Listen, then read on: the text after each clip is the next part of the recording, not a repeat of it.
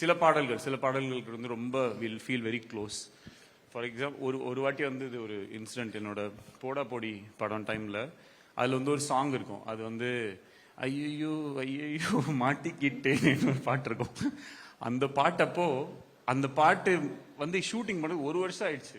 அந்த படம் ஃபுல்லாமே முடிஞ்சிருச்சு. சாங் மட்டும் இதே பண்ணல. அப்போ சிம்பு சார் ஒரு வாட்டி கூப்பிட்டு, டே விக்கி, நீ இந்த மாதிரி பாட்டு எழுதும்போது வேர்ட்ஸ் எல்லாம் கொஞ்சம் பார்த்து எழுது, மாட்டிக்கிட்டேன்னு நீ வச்சனால பாரு, இந்த பாட்டை எடுக்க முடியாம நீ எவ்வளவு நாள் வந்து மாட்டிக்கிட்டு முடிச்சிட்டு இருக்க அப்படின்னு சொல்லி சொன்னாரு.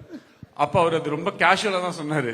சரி, அப்பல இருந்து ஆனா எனக்கு அது ரொம்ப ஒரு இது. ஏன்னா நான் முதல்ல பாட்டு எழுத ஸ்டார்ட் பண்ணும்போதே, டே நீ நல்லா தான்டா எழுதுற, நீ எழுதுற அப்படின்னு அவர் தான் ஓகே அப்படின்னு சொன்னாரு.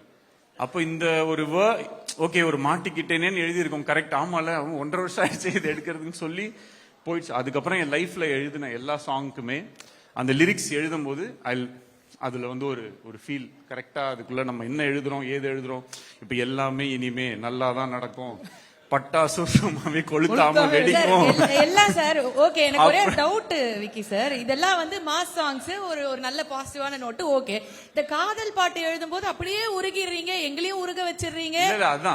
அதான் everything what ever it is. So ஆக்சுவலா அந்த சாங், அந்த எல்லாமே இனிமே பாட்டு எழுதுறதுக்கு முன்னாடி கையில படமே கிடையாது.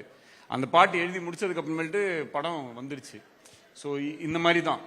அப்படி இருக்கும்போது இப்போ இதுலயும் வந்து இப்போ இவர் வரும்போது நான் சொன்னேன், தலை இந்த உங்க இது அப்போ ஆடியோ லான்ச்சோ இல்லை ஒரு ப்ரீ ரிலீஸ் ஈவெண்ட் வரும்போது அந்த பாட்டு வரும். அப்ப நீங்க வரும்போது அந்த ஆரம்பிச்ச இடம் தெரியாது அப்படின்னு வரும்.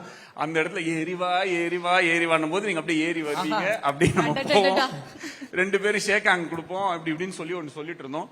அதை பார்க்கும்போது பயங்கர சந்தோஷமா இருந்துச்சு. ஸோ இந்த லிரிக்ஸ் எழுதுறது ரொம்ப I feel very nice about it. And thanks for constantly giving me opportunities to write these lyrics. ஒரு டைரக்டர் டு டைரக்டர் சம்டைம்ஸ் அது நடக்காது.